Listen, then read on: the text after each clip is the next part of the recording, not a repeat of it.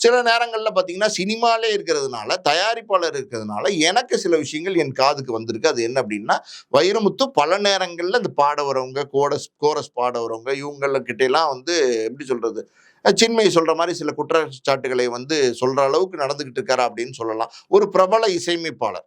இன்னைக்கு பிரபல இசையமைப்பாளர். இளையராஜாக்கு அப்புறம் வந்த ஒரு இசையமைப்பாளர். பாப்புலரா இருக்கிற இசையமைப்பாளர். இன்னைக்கு பாப்புலரா இருக்கிற இசையமைப்பாளருடைய தங்கச்சி, பல நேரங்கள்ல பார்த்தீங்கன்னா, வைரமுத்து பார்த்தீங்கன்னா, கழுவி ஊத்திருக்காங்க. அந்த அளவுக்கு வந்து வைரமுத்து மேல பல வேதனையான பதிவுகள அவங்க சொல்லியிருக்காங்க. மீடியால வந்து சொன்னதில்ல. ஆனா வந்து சினிமா வட்டாரங்களுக்குள்ள, அவங்களுக்கு நெருக்கமானவங்களுக்குள்ள பல நேரங்கள்ல பேசியிருக்காங்க. அதெல்லாம் என் காதுக்கு வந்திருக்கு. இதெல்லாம் இல்லாம, சின்மயி மட்டும் தான் இந்த குற்றச்சாட்ட வந்து வைரமுத்து மேல சொல்லியிருக்காங்களா?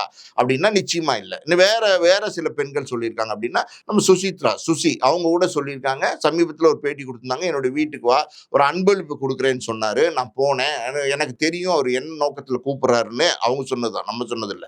ஆனா வந்து நான் போம்போதே என் பாட்டிய துணைக்கு கூட்டு போனேன். அப்புறம் வந்து பேசி எல்லாம் முடிச்சுட்டு, ஆ "போயிட்டு வா" அப்படின்னு சொல்லும்போது, "சார் ஒரு அன்பளிப்பு தரேன்னு சொன்னீங்களே" அப்படின்னோனே, "ஆமாமா மறந்துட்டேன்" அப்படின்னு சொல்லி உள்ள போயி ஒரு பேண்டீன் ஷாம்பூ, ஒரு கண்டிஷனரும் எடுத்துட்டு வந்து குடுத்தாரு அப்படிங்கிறத வந்து சொல்லி, அது பயங்கரமா சர்ச்சையாச்சு. நான் ஏன் இந்த இடத்துல இது சொல்றேன்? இத சொல்ல வேண்டிய அவசியம் இல்ல, தேவையில்ல. நான் சொல்றதுக்கு காரணம் என்னன்னா, வைரமுத்துங்கிற கவிஞர் இருக்காரு பார்த்தீங்களா, அவர் மேல கறை. அது வந்து படிஞ்சிருச்சு. அது வந்து இனிமே மாத்த முடியுமா அப்படின்னு தெரியல. என்னதான் இருந்தாலும் காலம் காலத்துக்கும் வைரமுத்துங்கிற கவிஞர் என்னைக்குமே அவர் வாழ்வார் கவிஞரா. ஆனா அந்த கவிஞர் மேல ஏற்பட்டிருக்க கறை ஒண்ணு இருக்கு பார்த்தீங்களா, அது வந்து காலங்காலத்துக்கும் இருக்கும் அப்படிங்கிற மாரி தான் இருக்கு. ஏன்னா அந்த கறை இதுவரைக்கும் துடைக்கப்படல.